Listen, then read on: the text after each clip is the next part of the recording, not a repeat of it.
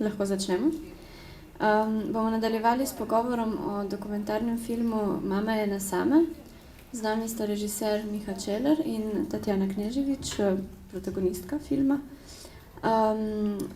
Skratka, ob ogledu filma se mi zdi, da bi lahko tako nekako humorno ali pa mogoče malo ironično povzeli film z neko sintagmo It's always the mother, recimo neka ta psihoanalitična interpretacija filmov.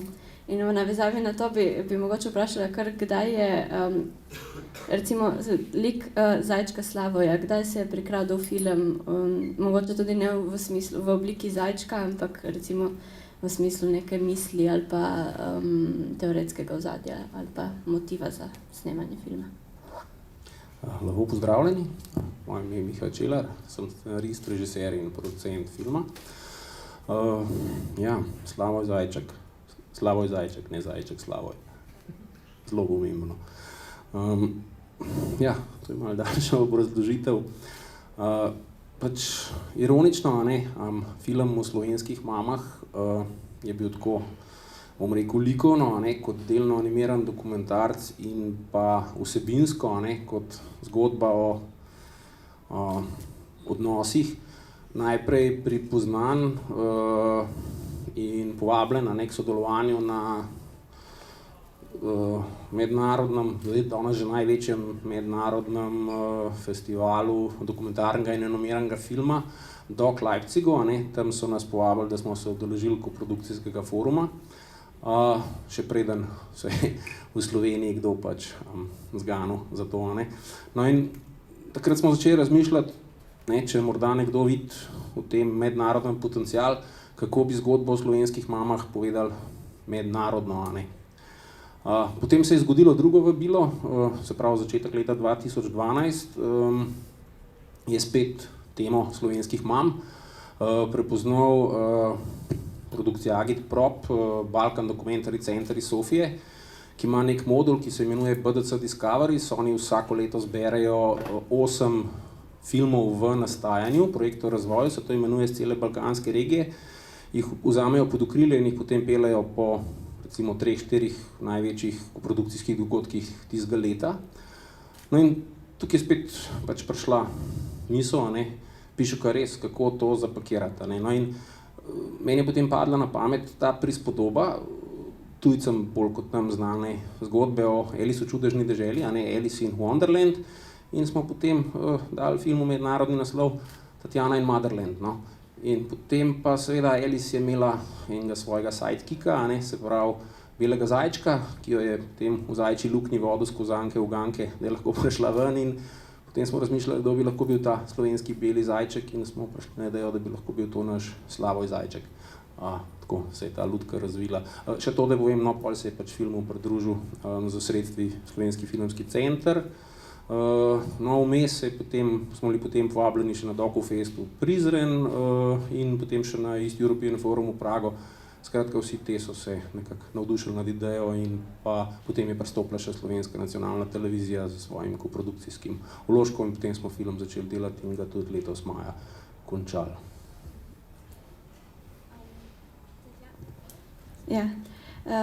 Tatjana, bi pa zdaj tebe vprašala, kdaj si ti v bistvu pristopila k projektu in recimo kako je prišlo do tega lika ali pa do tebe kot raziskovalke tega problema slovenskih mater, hkrati pa prek prizme neke osebne zgodbe, ali pa vsaj tako je nekako v filmu videti osebne zgodbe dekleta, ki išče recimo nekega partnerja, pa ga ne more najti ravno zaradi nerazrešenih problemov, ki naj bi jih imeli slovenski fantje s svojimi matermi.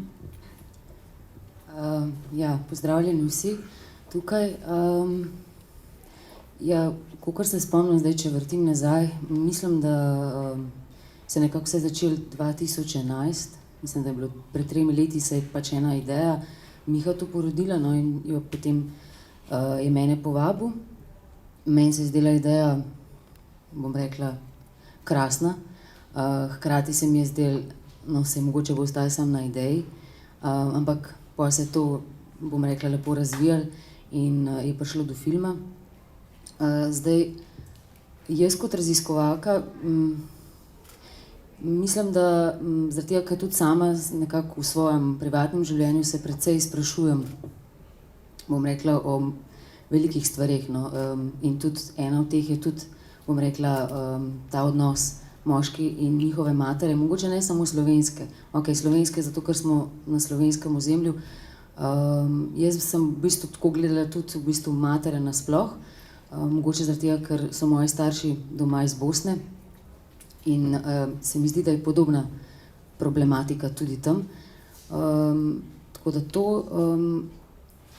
pa zdaj, kar se pa mojega življenja tiče, oziroma neka tukaj relacija, zagotovo je, obstaja seveda, ker tudi, bom rekla, sama sem iskala, bom rekla tako, raziskovala to, če to res drži, mogoče zato, ker sem tak človek, da zmeri si vzamem stvari kot nek eksperiment, da potem, če ne uspe ta eksperiment, ni tako tragično, pač eksperiment ni uspel.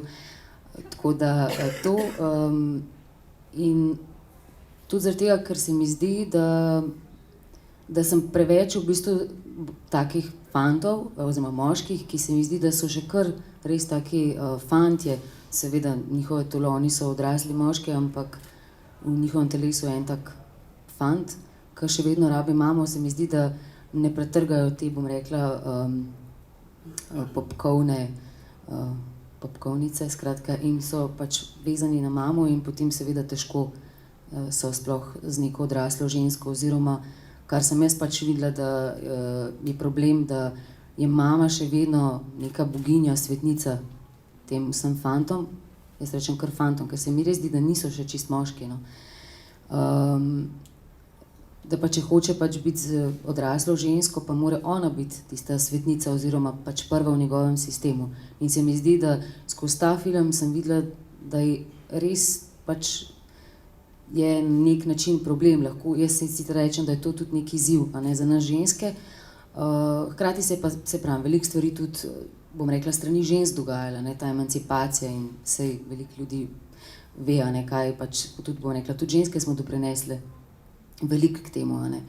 Ampak mislim pa, da mame so pa tiste, ki, bom rekla, morajo odrezati, a ne, to vez, ki je tako nevidna, in poriniti moškega, pa tudi oče, no. Oče lahko pač na malo drugačen način, ampak sej to skozi film se nekako tudi počasi razkriva, da niso samo matere tiste, ampak da tudi očetje imajo... Očetje manjkajo. Očetje, ja, no. Odsotni so. Ja. Na marsikakšen način odsotni, ja. Ja. Ne vem, upam, da sem odgovorila na vsa vprašanja. Ja, ko ste ravno omenili v bistvu te manjkajoče očete, se mi je zdelo, zdaj, ko sem ponovno gledala film včeraj, se pravi, film je seveda osrediščen okoli lika slovenske matere in te problematike. Po drugi strani pa, ko pač se razmišlja o družini, o odnosu recimo matere do sina, sem hkrati razmišljala, koliko je še vseh teh drugih likov, ki manjkajo na nek način v filmu. Odsotni očetje, pa konec koncev tudi hčere, ali pa recimo drugačne oblike družine ali pa družinskih skupnosti, ali pa recimo skupnosti, ne vem, družbene reprodukcije, ki grejo onkraj recimo nuklearne družine. Ste o tem kaj razmišljali, ko ste snemali ta film, ali je bilo pač to nekaj, kar vas pač ni zanimalo in je zaradi tega izostalo? Ja, v bistvu najbrž vsak dober film odpira vprašanja, ne. Veliko vprašanj, mogoče da tudi odgovore na vse, mogoče tudi ne, ne. Ne, mi smo prav spustili vse te, ne bi rekel, loose ends, ne, kakor se jim reče. Namreč zakaj, ne? Meni, rekel, ena izkušnja, to je bilo spet leto pa pol nazaj v Sofiji, a ne, ko smo imeli ta modul na Sofijskem filmskem festivalu, a ne, se je tam pojavil en italijanski mentor, en mlad, tak zelo inventiven italijanski režiser, Alessandro Gropigliero, in je rekel, no pa kaj, ne, sej v Italiji pa imamo kult matere, ne, sej tam pa je mama kultna, ne, to je pač, kaj zdaj tle posebenega, ne, pri vas Slovencih, ne. No in zdaj, meni je bil pač spet izziv, ne, kako, ne vem, za naslednji forum, za naslednji pitching, v bistvu, kaj pravzaprav povedati, ne, mislim, zakaj bi res se ljudje po svetu ukvarjali slovensko mamo, ne. In tako, raziskoval sem naprej, a ne, in v bistvu prišel do tega, ne sama, ne, pa z izsledki ali strokovnjakov, literature, ljudi, ki smo jih potem že tudi postopno vabili k projektu, da tak patološki, nerazrešen odnos z mamo ustvarja patološke narcise. Patološki narcisi so pa v bistvu ljudje, ki jih vsi zelo dobro poznamo. Imajo neko tako neizpolnjeno potrebo po socialnem aplavzu, po neprestanih hvali, po kopičenju bogatstva, po vladanju drugim. To ponovadi počnejo po tem starem dobrem principu, razdeli in vladaj. In pravzaprav te ljudje nas vodijo. Danes v bistvu, ko se vsi sprašujemo, kako naprej, se pravi, kjer imajo v času, ko imajo modri ljudje pravzaprav mogoče prava vprašanja, pa nobenih pravih odgovorov, mogoče ni tako slabo pogledati, kdo je tisti, ki pač pele našo družbo v neki kontinuiteti, pa ne samo našo, tudi evropsko, pa svetovno, naprej. Se pravi, naši politiki, menedžeri, nazadnje pesniki, pisatelji, vsi te ustvarjalci, ki pač tako klepijo potem, da so videni, opaženi, priznani, da se jim sledi, da se jih posluša. No in potem sem videl v bistvu, da ko smo stvar naprej predstavljali, da ljudje pravzaprav po Evropi, po celem svetu imajo ta isti vprašanje in se zavedajo tega problema patološkega narcizma. In tukaj je bila recimo potem ena kljuka, na katero se je dal potem to zgodbo prodajati naprej. Za tiste, ki ne veste, pitching forumi so v bistvu neka taka kratka oblika predstavljanja filma, kjer ti v 15 minutah pred publiko, dvorano, ki ima recimo lahko, ne vem, tudi nekaj 100 obiskovalcev, vključno z 100 commissioning editorji ali pa buyerji, predstaviš idejo filma in to tako, da jo predstaviš najprej v 4-minutnem trailerju, potem v 2 minutah poveš še, kar imaš za povedati, kar mora biti zelo bistroumno, zelo dognano, in potem še v 3 minutah te dvorana nekaj sprašuje in če si zanimiv, imaš potem naslednji dan srečanja 1 na 1 z nekom, ki bi mu dal vložil tvoj film, ga odkupil ali ga distribuiral ali ga skolj prikazal na svoji televiziji. In moraš pravzaprav zelo razmisliti, kako nekaj 10 ali celo 100 in več ljudem iz praktično celega sveta v bistvu prodaš neko lokalno zgodbo. No in bom rekel, ta naša smer, jaz sem jo malo dolg, ampak ne znam krajš, je pravzaprav rodila potem to problematiko, se pravi, film zavestno ne govori o sestrah, bratih in vseh teh manjkajočih, ampak govori v bistvu o patoloških narcisih, ki nas vodijo in jih je naša družba polna, in v 2 letih gledanja slovenske televizije, Pop TV, A kanala, ni bilo težko zbrati vseh teh insertov, ki ste jih pač v filmu videli. Se pravi, pri nas se to deklarira, pri nas se to javno oznanja, pri nas smo na to ponosni, pri nas je to model, ki vodi družbo in ki mu sledimo. Oba sta v bistvu tudi omenila to razsežnost, po eni strani te slovenskosti, po drugi strani, kako je to v bistvu tudi nek fenomen, ki ga je moč zaslediti tudi drugod.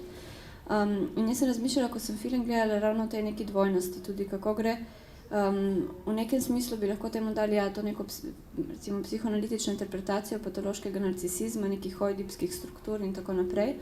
In po drugi strani pa je še ta nek moment, ki se mi zdi specifičen za sodobnost, skratka, tudi ta nek recimo politično-ekonomski faktor problema, recimo konec koncev služb, ne vem, osamosvajanja, ekonomskega osamosvajanja in tako naprej, zaradi česar pač sinovi, tudi hčere, konec koncev ostajamo vedno dlje pri starših, ker pač iz čist ekonomskih razlogov. Ste o tem tudi kaj razmišljali, o tej dvojnosti recimo med neko tradicijo slovensko ali pa in tem, kaj so sodobni premiki?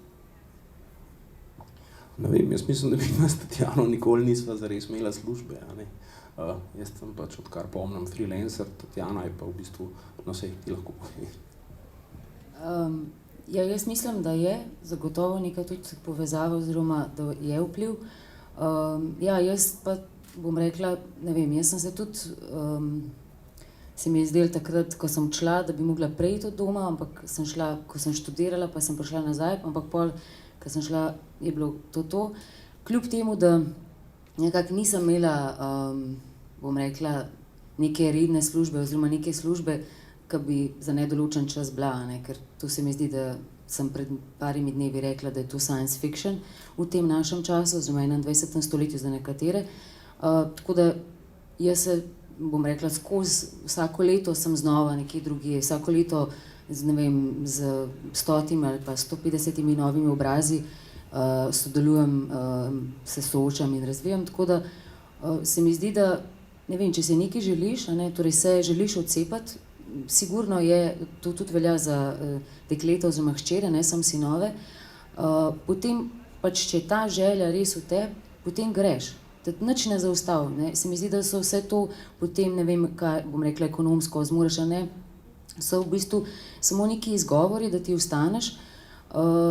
In se spomnim, ko sem jaz šla, pa sem, bom rekla, živela s 3 prijatelji, torej smo bili 4 in smo bile 3 punce in je bil en fant, a ne. In ta fant, moški, on je šel od doma šele pri svojih 33 in meni se je zdelo to kar prepozen.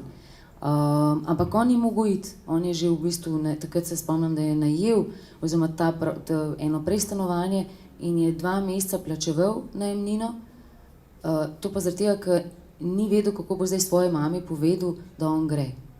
Da enostavno, da je zdaj že čas, ne, pri 33. Tako da jaz mislim, da je odvisno to od posameznika in res od te želje, da enkrat moraš to vez prerezati in iti naprej in vse ostalo so lahko sami izgovori, no, ne vem, se mi zdi, da je pa res, da če imaš dober zgled, ne, doma, potem bo šel, ne, tako da jaz poznam veliko tujcev, ki grejo doma, ne vem, mislim, na Danskem je ogromno njih, ki grejo že pri 17, seveda imajo to podporo države, ali celo pri 16, ne vem, Američane, prijatelje, ki imamo, oni so, ne vem, že pri svojih tudi 19, 20 šli in se pač ne obrača, recimo, če pogledam svojega očeta, on je bil star 17 let in takrat je šel in ni imel nič ni imel.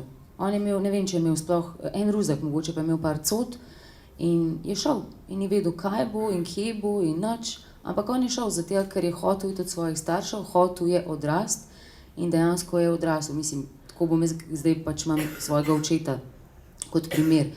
Ampak je pa tudi res, da je bil takrat iz čas socializma sigurno drugačen in sam tudi on ni imel, tudi sam je govoril, da ni imel in včasih tudi, ne vem, ni imel za malco, ampak so si pol sposodil od frenda in tako naprej, tako da jaz bi rekla, da to je pač ena od možnosti, no.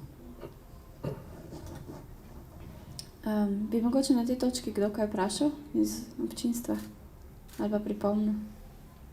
Mogoče, Tatjana, prej si ošvrknila, ne, to emancipacijo, ki je omogočila mami, ne, da se je ekonomsko odcepila in rekla, bom sama. Sina je pa ohranila še močneje tem nečem. Ne vem, ne znam razmišljati naprej, ampak ti si se dotaknila. Ja. Torej, mama je emancipirana in potem sin, ja, ki je ob njej. Kako bi zdaj to razložila? Se mi zdi, da to se zgodi dostikrat pri ženskah, zdaj sem spet, je prišla mi pred oči oziroma v misli moja teta, ki sicer tudi je bila nekako emancipirana, ker je skozi govorila, da ona ne rabi moškega, da ona bo vse sama in potem je tudi imela otroka kot samohranilka, torej sama.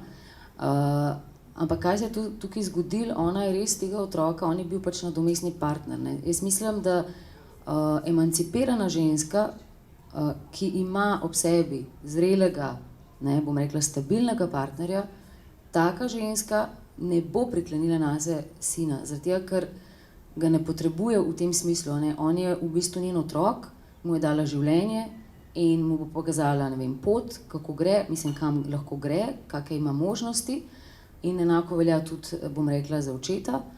In potem ta emancipacija ni bom rekla, neka ovira v njunem odnosu. Zdaj, imamo pa seveda take emancipirane ženske, kot je recimo moja teta, ki se je potem malo tudi, bom rekla, zaradi same te emancipacije in vsega tega se je malo tudi svet sesul. Ampak recimo ona je svojega otroka zelo priklenila nase in v bistvu njen otrok je zdaj star 19 let in on jo pelje v službo, on jo pride iskat.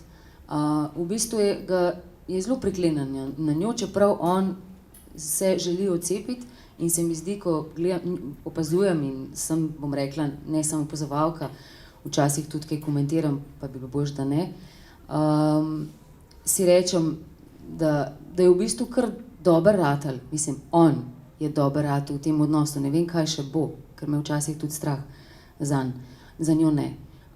Ampak to se je zgodilo samo zaradi tega, ker ona nima ob sebi enega, bom rekla, stabilnega moškega, ker se mi zdi, da emancipirane ženske, kakorkoli že govorimo o ta emancipacija, in sploh the best, ni, ker s to emancipacijo se mi zdi, tisto v negativno smer smo šle ženske, v smislu, da smo si naredili s tem tudi nek oklep in sploh moški ne more začutiti neke ranljivosti v ženski. Jaz imam tudi kar neki prijateljic, ki v bistvu zaradi tega so krasne, čudovite, vse the best, ampak prav zaradi te emancipacije in tega oklepa ne začutiš ranljivosti. In če ni te ranljivosti, se nihče ne more povezati s to osebo, če je to moški ali pa ženska. Ne. In ta emancipacija, jaz bom po domače rekla, je včasih za en kurc.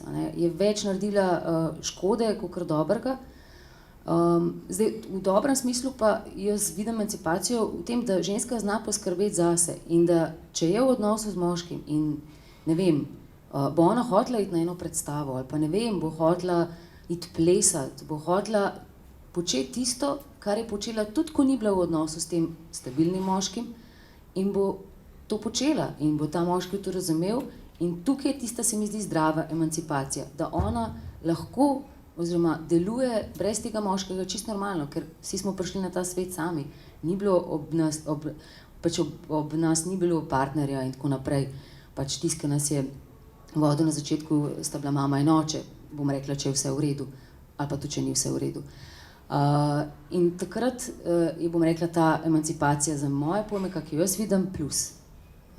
In to se mi zdi, da si vse seveda emancipirane ženske želimo, ampak včasih bom rekla, tega ne naredimo. Ne. Je pač ta, in zato imajo po moje tudi moški potem več dela in je teže, zaradi tega, ker se ne morejo na nič povezati. Ne. Ker ženska pač dostikrat reče, se bom jaz, bom sama, ne vem, hoče kufr pomagati, ne bom jaz. Tako da potem se pol to zgodi, tako kot jaz vidim, no, ne vem, v mojem življenju, moji sorodniki in tako naprej vidim, kdaj je emancipacija za en drek. Mene je to malo spodbudilo, pa bi mogoče še malo uravnotežil to, no, s tem manjkajočim moškim principom.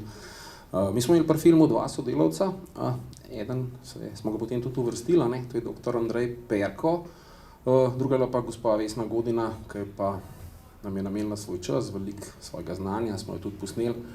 Ampak smo ugotovili, da je premalo razumljiva, da bi to v filmu eno tako degresijo naredila, ne, da bi ga na nivo neke take psihoanalitične, filozofske, antropološke razprave spravili.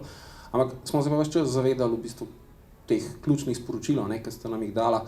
Dr. Andrej Perko se pojavil na začetku, ne, v tisti animaciji se pojavil ena hiša, ki se reče Kadetnica. On je dejansko za svoje varovance naredil eno hišo, ne, v katero je pač naselil 4 do 5 fantov, ki bi morali od mam, jih je prisilil, da so se začeli preživljati, delati, dokončali faks, noter jim je dal enega upokojenega vojaškega pilota, da je pač vzpostavil to očetovsko figuro, on je bil njihov terapevt še naprej, ne pilota, ne, in so te fantje v nekih 5 do 7 letih nekako prerezali popkovino in šli v svoj življenje. Ne, no, in njegovih tes je ta, da pač je naloga očetovske figure, ne, se to ne rabi biološki oče, da v bistvu vsaj moškega potomca, ne, na nek način, verjetno tudi svojo hči, tega odnosa ne poznam, ker ga nisem toliko raziskoval, upele v življenje, ne, se pravi ga odtrga od mame, ne, od osebe, ki mu je dala telo, tisto prvotno ljubezen in potem vse skozi veliko ljubezni, je to relativno nasilen proces, ne, in potem ga oče, ko ga upele v življenje, ga mora pa upeljati seveda na etičen in moralen način, ne, in to enkrat za vselej nepovratno. Ne. Včasih so imeli te rituale, ne, ki so te mlade fante nekam nagnali, pa so jih skozi nek trpeč proces potem spet pripeljali nazaj v vas kot moške. No, to se pri nas ne zgodi, ker teh očetov s to močjo, s to funkcijo je vedno manj.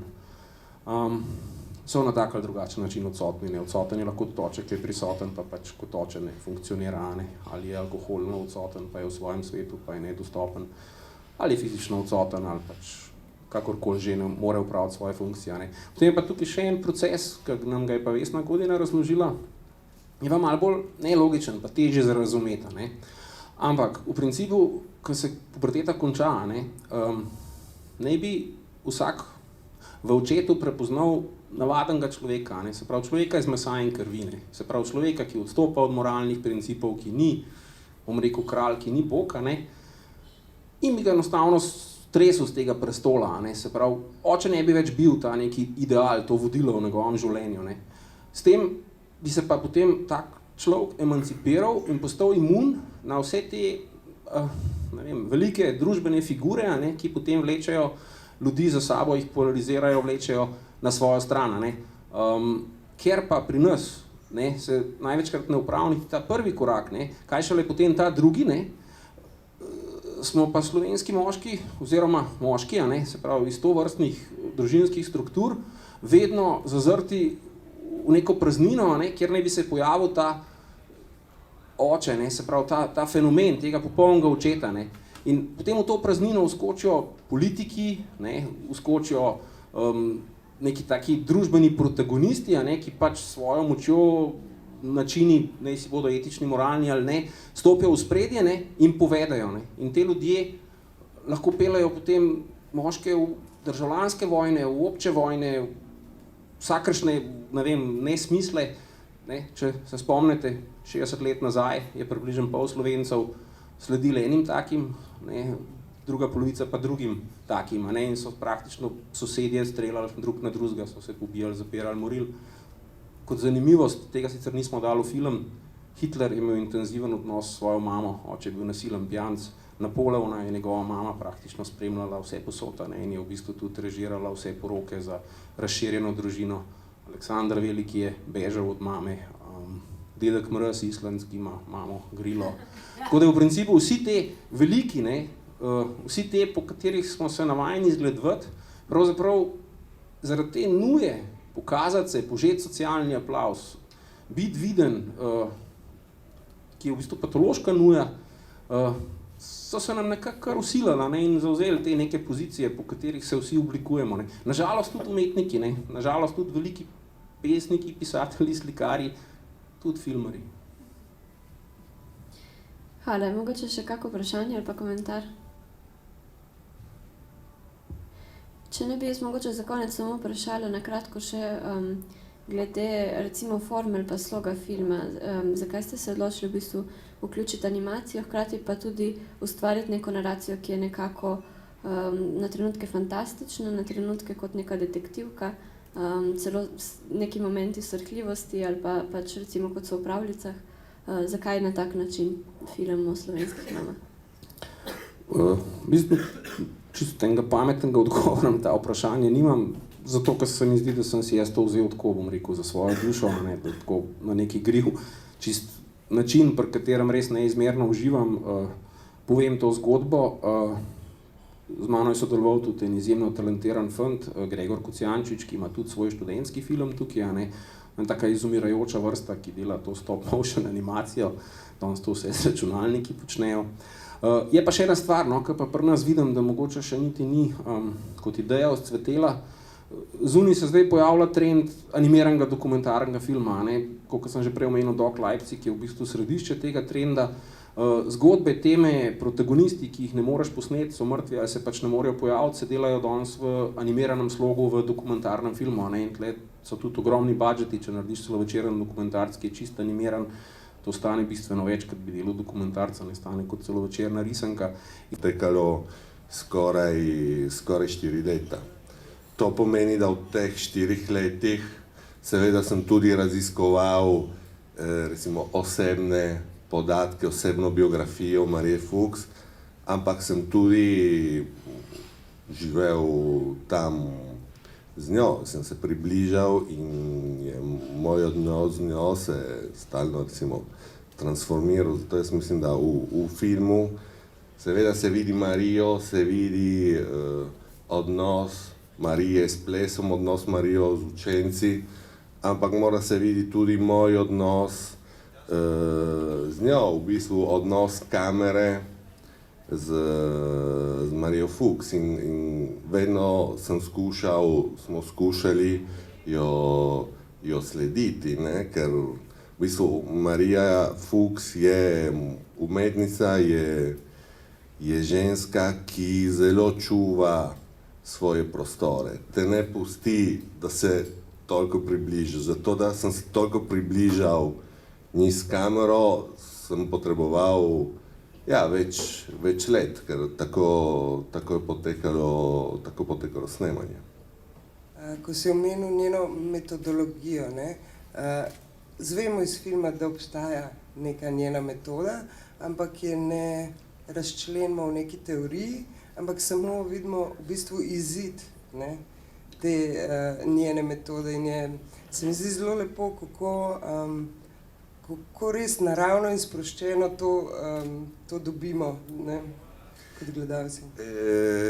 Ker v tistem trenutku, kar me je meni zanimalo, ni bila toliko biografija, čeprav biografija Marije Fuchs je tudi zelo zanimiva tema, ampak me je zanimalo, kako ples lahko spremeni življenje ljudi. To mislim, da je tematika filma, ker v tistem trenutku jaz sem spoznal Marijo, ampak sem tudi spoznal svet Marije in svet, ki se vrti okoli nje v tistem študiju. In tako sem zbral recimo nekatere like, potom katerih lahko spoznamo Marijo, in zato sem začel snemati in raziskovati recimo odnos med njimi in Marijo. In mislim, da njena metodologija prihaja iz odnosa med ljudmi. Ko omenijo ena izmed plesalk v filmu omeni, da morda prav vaša žena.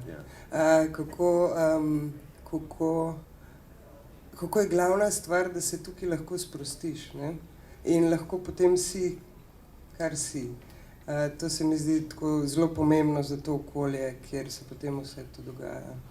Jaz mislim, da ta je značilnost tistega študija, tistega okolja in tistega trenutka, ki ljudje doživijo tam noter, da morda v tistem trenutku, v tisti uri se počutijo in se čutijo svobodni. Seveda to ni avtomatično, to je pot, do katere se pride s časom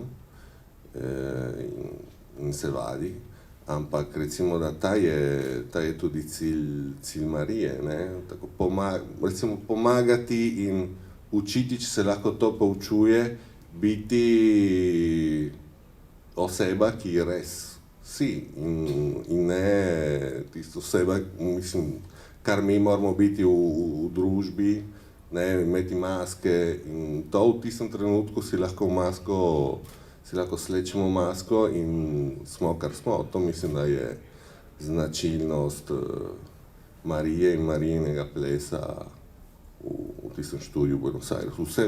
Vsekakor to sem jaz videl v tistem trenutku, ko sem bil tam.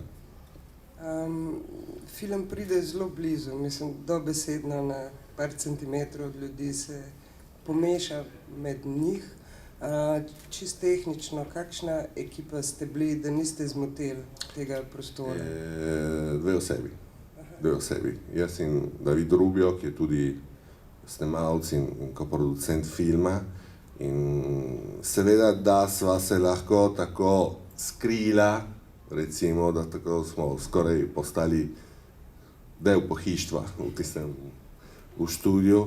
Seveda smo tudi, smo doživeli trenutek snemanja, ker smo pustili kamero in se resnično mešali med ljudmi, med plesalci, in tudi mi dva sva postala učenka Marije. To je bilo v teku snemanja, tudi to se je zgodilo. Če ne Marija, nas ne bi pustila snemati.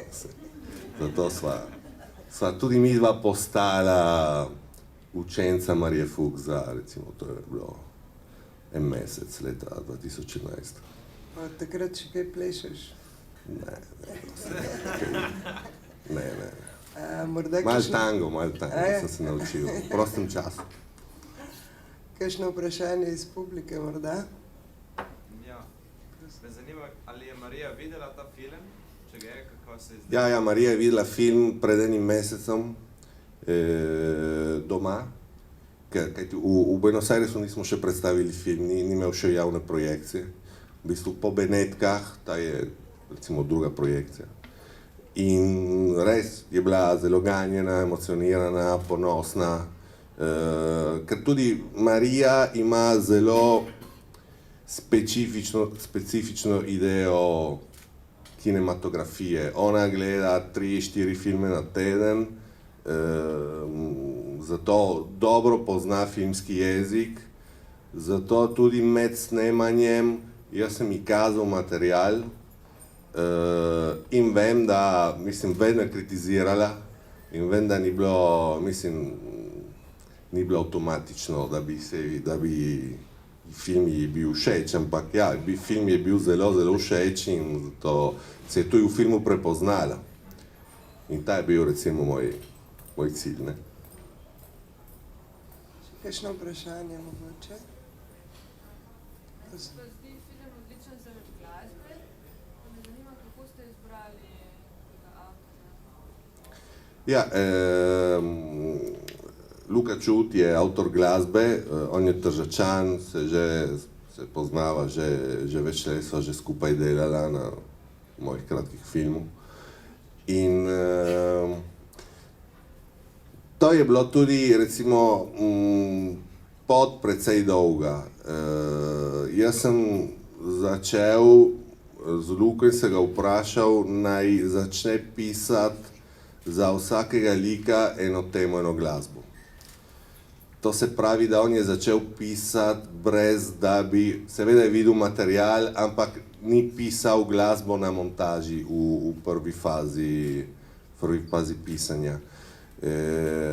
Potem pa po tej fazi mi smo začeli montirati na glasbo in potem on je pa še spremenil glasbo, da je lahko v bistvu, da gibanje, da ples se lahko veže z njegovo glasbo. In ta je bila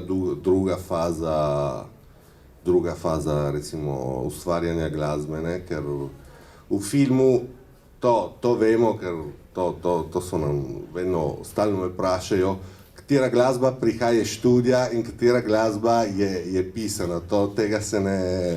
Tega se ne razume, ne, ker prav zaradi tega, ker Luka je pisal glasbo, da je tudi, da ima eno koherenco z gibom, ne, s plesom. Ampak recimo, da smo začeli pisati glasbo na lik, da vsak lik ima svojo temo, svojo glasbo. Še kakšno vprašanje? Se ti zdi, da je film, tako si predstavljam, glede na to, da je snemanje trajalo tako dolgo, da je bilo še veliko več verjetno posameznikov, ki so se nekako tekom snemanja postali bolj vidni, pa izginili morda. Se ti zdi, da se je film potem sestavil v montaži, ali kako se je odvijal v tvoji glavi dramaturgija, recimo? Recimo, da film sem ga tudi večkrat pisal. Sem ga napisal 7-krat ali 8-krat, mislim, da Treatment ima 7 ali 8 verzij, zato tudi film je tudi nastal na papirju, zato sem snemal, sem raziskoval in sem pisal. Kajti mislim, ko snemaš dokumentarc, ne veš, kako bo potekalo, prav zato je pisava, je pomembna, da nastaviš na papir ne dogodke, ampak dinamike in odnose, ki se dogajajo v tistem trenutku, tako da lahko tudi ti na papirju vidiš, katero pot bo film vzel, kako bo lahko potekalo. In kakšenkrat se je tudi zgodilo, da jaz sem pisal stvari, ki potem so se res zgodile. To je bilo nekaj, nisem pričakoval, ampak tudi to se zgodi. To je, mislim, da je moč pisanja. Kakšno vprašanje? Prej si omenil projekcijo v Benetkah. Se pravi, film je bil prikazan na enem največjih, najpomembnejših recimo festivalov na svetu, pa tukaj na Nacionalnem slovenskem festivalu. Kaj ti je bilo zanimivo pri obeh projekcijah, verjetno zelo različnih? Ne vem, če so bile prav tako različne. Ne, ker mislim, Aplauzin je bil zelo tudi iskren na obeh projekcijah. Seveda, mislim, Benetke so Benetke, za filmarja imeti priložnost pokazati film v Benetkah je velik cilj in velik ponos, ampak zame, mislim tudi za mejskega Slovenca, kot sem jaz, ki je snemal film v Argentini, v španščini, pokazati film na festivalu slovenskega filma, tudi za me je velik ponos. Zato vidim, da publika je ganjena, se emocionira, uživlja in to se je zgodilo v Benetkah, to se je zgodilo v Portorožu, zato mislim, da feedback je bil isti. Meni se tudi zdi zelo ganljiv film in to na tak zelo neposreden način. Nima nobenih trikov, s katerimi naj bi bil čustven. Tako se mi zdi dobro. Ja, je tudi res, da z Marijo, mislim, da ta feeling obstaja, ker z Marijo ni bilo mogoče pripravljati nič. Marija ne verjame v pripravo, Marija poučuje improvizacijo. Zato z njo, mislim, nismo niti vprašali, če bi lahko ona nekaj ponovila za kamero. To se ni nikoli zgodilo, ker za njo to je bilo, ni imelo smisla. In na začetku seveda za nas je bilo zelo, zelo težko, ampak na koncu sem ji hvaležen za to. Ker mislim, da film je od tega, ja. Še kakšno vprašanje morda? Bi te vprašala pa še, se mi zdi, tvoj način in pač raziskave in način, na kakršnega je ta film nastal in kakor poznam tvoje prejšnjo delo pa sodelovanje pri drugih projektih, se mi zdi, da jemlješ filmsko ustvarjanje kot nekaj zelo celostnega, ne kot režijo ali pa dokumentarizem, pa me zanima ta tvoj odnos s filmom, ki traja že leta. Ne vem, ker tudi vedno se spreminja, tudi moj odnos s filmom. Jaz sem začel kot snemalec, ne kot režiser, nisem mislil, da bi postal režiser, mislim, pred 10 leti nisem mislil, da jaz bi lahko postal en snemalec ali direktor fotografije. Sem se začel ukvarjati z režijo, ko sem videl, da sem zelo slab direktor fotografije. In morda, kar meni res nekaj je se vršiti v zgodbo. Zato, da bi film postal, da bi lahko snemal ta film, je bilo treba plesati, sem plesal, mislim, in to je to. Nisem se nikoli, recimo, psihoanaliziral iz tega zornega kota, zato res ne vem, morda čez par let bom lahko boljše odgovoril na to vprašanje, sedaj ne vem še. Tudi se mi zdi, da čisto geografsko v prostoru, obmejnem prostoru, ob meji med Italijo in Slovenijo nastaja en zelo živahen filmski prostor, zaradi ustvarjalcev, pa tudi zaradi producentov.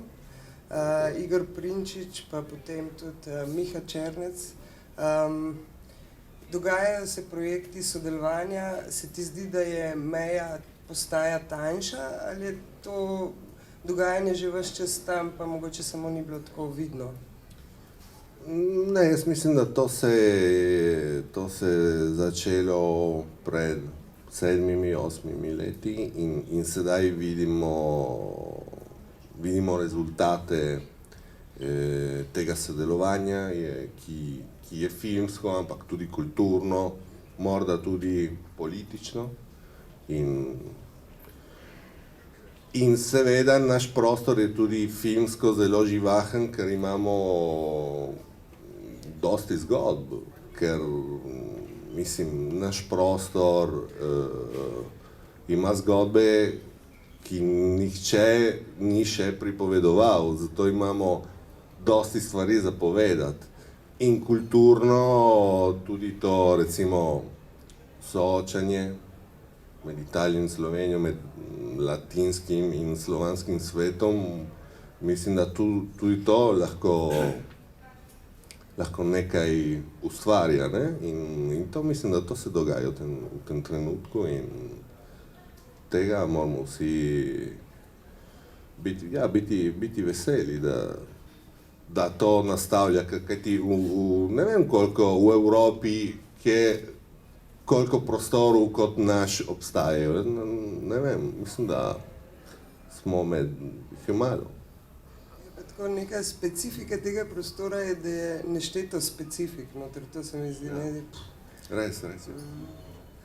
Mogoče še kakšno vprašanje? Potem me pa čisto zanima, Ples z Marijo verjetno nadaljuje svojo pot po festivalih. Zanima me tudi mogoče distribucija v Sloveniji, če se kaj obeta. Pa zanima me, sem počakala. No, najprej. Ja, seveda po Benetkah nas vabijo, zato film bo nadaljeval pot. Kar se tiče distribucije v Sloveniji, vidim Miho, ki zdaj mi bo pomagal z odgovorom. Ne. Se dogovarjamo s Kinom Dvornik, s Kino Art mrežo. Ne vem še točno datum, upam, da bo čim prej v distribuciji po Kino Art mreži. Ja, sedaj, potem pa tudi bo film, zdaj iščemo tudi distribucijo v Italiji in seveda v Argentini. V Argentini in Južni Ameriki. In zato mislim, da bo film živel še dolgo, ja, 1-2 leti, morda 2 leti. Pa je tvoj film, mislim, delo s tem filmom, se ti zdi, da se zaključi, ko narediš izdelek, ali še traja s projekcijami? Ja, življenje filma traja, dokler ima publiko. Mislim, če imaš publiko, film živi, če ni publike, film pa umre. Zato to niti ne odvisi od mene, veš, odvisi od publike, odvisi od, če bomo imeli gledalca, ne. Zato, ja. Še kakšno vprašanje morda? Pripravljaš že kakšen naslednji film? Ja, pišem celovečerc, igralni. Super. Doma, to bo tukaj. Bo recimo med Italijo in Slovenijo, ampak recimo v okolici Trsta, recimo prav tukaj, v tem prostoru. A je bila ena roka tako? Ne? Potem bi ti jaz zaželela veliko sreče z Plesom z Marijo in pa pri naslednjem filmu tudi. Nas zanima, kaj bo, zelo pričakujemo. Hvala lepa, hvala.